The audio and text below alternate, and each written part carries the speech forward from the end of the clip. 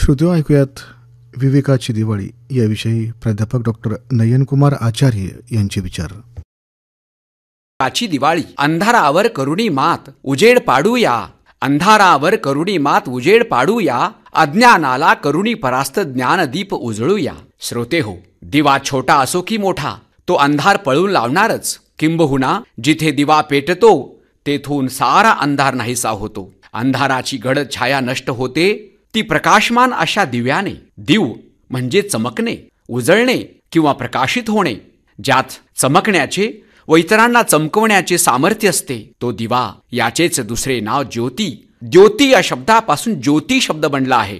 जसा बाहेरील अंधार दिव्यामुळे नाहीसा होतो, तद्वतच मानवाच्या अंतरंगात दाटलेला अंधार हा ज्ञानरूपी दिव्याने नष्ट होतो. आपण जी दिवाळी साजरी करत आहोत ही दिवाळी बहिरंगाबरोबरच अंतरंगातील अंधार दूर करण्यासाठी असावी. अंतरंगातील दिव्याला बुद्धीचा प्रकाश म्हणतात. आतील बुद्धी तेजोमय झाली की नानाविध दुर्गुण आणि दोषांचा नायनाट होतो, दुर्वृत्तींचा अंधार संपतो. म्हणूनच गायत्री मंत्रात प्रार्थना करताना आपण म्हणतो ना, धियो योनः प्रचोदयात. हे ईश्वरा, माझ्या बुद्धीला प्रज्वलित कर, प्रकाशित कर, या बुद्धीमध्ये चकाकी निर्माण कर, सत्य आणि असत्याला जाणण्याचा विवेक निर्माण कर. कारण विवेकाची दिवाळी हा मानवी जीवनाचा सर्वात मोठा उद्देश आहे. श्रोते हो, पण ही बुद्धी सत्य आणि असत्याची पार करणारी असावी. केवळ स्वार्थाची नव्हे तर परमार्थाची असावी, अध्यात्माचा विचार करणारी असावी. यासाठीच तर वेदामध्ये प्रार्थना आली आहे, आरोह तमसो ज्योतिही. म्हणजेच आम्ही सर्व प्रकारचा अंधार दूर करून ज्ञानरूपी ज्योतीवर आरूढ व्हावे. ही सद्बुद्धी लहान जरी असली तरी ती मोठ्या दाट अंधाराला संपवून टाकते. म्हणूनच तर संत श्रेष्ठ ज्ञानेश्वरांनी म्हटले आहे, जैसी दीपकलिका धाकुटी, परीती तेजांते प्रकटी, तैसी सद्बुद्धी ही थेकुटी म्हणू नये. दिवा हा छोटा जरी असला तर आसमंतातील सारा अंधार नाहीसा करतो.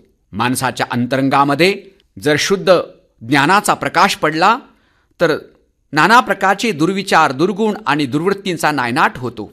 छोटासा दिवा किंवा छोटीशी पंती ज्याप्रमाणे परिसरातील सर्व प्रकारच्या अंधाराला दूर करून प्रत्येक मानवाच्या अंतरंगामध्ये आनंदाचा आणि उत्साहाचा संचार करते, त्याचप्रमाणे प्रत्येक मानवाने आपल्या हृदयामध्ये आत्मज्योती प्रज्वलित करावी. दीपावली या पर्वात आम्ही दिव्यांची आरास करतो. तेलवातींच्या दिव्यांनी अथवा विद्युत लतिकांनी आसमंत उजळवतो. पण अंतरंगातील अंधाराचे काय? तो तर अंधार तसाच साठवून ठेवला आहे. आम्ही नाना प्रकारच्या दोषामध्ये गुरफटून आहोत. बाह्यांगांनी आम्ही सारे जीवन उजळतो, मात्र अंतरंगा हा तशाच प्रकारे अंधार ठेवतो. ही कशी दिवाळी मग?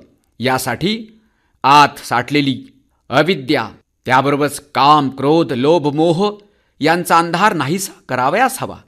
यासाठीच तर विवेक दीप प्रज्वलित करावयास हवा. विवेक हा सत्य आणि असत्याचा निर्णय करतो. माणूस असत्य सोडून सत्याकडे वळतो. असतो मा सद्गमय, तमसो मा ज्योतिर्गमय, मृत्योर्मा अमृतम गमय. अशा प्रकारची उपनिषदाची कामना या दिवाळीच्या निमित्ताने तोच माणूस करू शकतो ज्याचा विवेकाचा दिवा पेटलेला असतो. आज आपण दिवाळीच्या निमित्ताने आपल्या अंतरंगामध्ये दाटलेला विविध दुर्गुणांचा, दुर्व्यसनांचा, नाना प्रकारच्या वाईट वृत्तींचा, तसेच काम, क्रोध, लोभ इत्यादी शत्रूंचा अंधार नाहीसा करूया आणि स्वच्छ ज्ञान प्रकाशात येऊया. यासाठीच तर विवेकाची दिवाळी साजरी व्हावी. संत ज्ञानोबांच्या शब्दात, मी अविवेकाची काजळी, फेडूनी विवेक दीप उजळी, ती योगिया पाहे दिवाळी निरंतर.